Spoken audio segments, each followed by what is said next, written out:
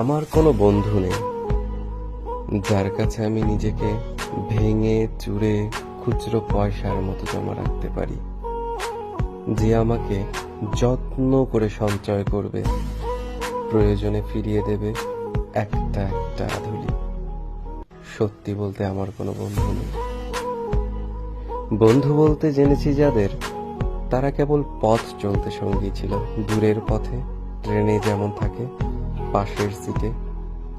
গল্প হয় দুপেয়ালা লেবু চায়ের দাম মেটাতে, আমি দিচ্ছি, যুদ্ধ হয় সিগারেটের বাড়িয়ে দেয়া টুকরো ফুকে, এই যে নিন ফোন নাম্বার, এদিকটাতে আবার এলে ফোন করবেন, বলা শেষে অচেনা এক স্টেশনে উদাও হয়।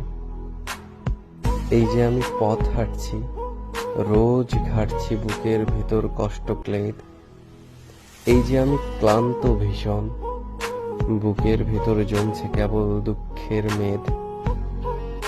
তবুও আমার নিজের কোনো বৃক্ষ নেই। প্রবল দহন দিনের শেষে যার ছায়াতে জিরব ভেবে ফিরে আসার ইচ্ছে হয়, তেমন একটা ছায়ার মতন, আগলে রাখা মায়ার মতন আমার কোনো বন্ধু নেই।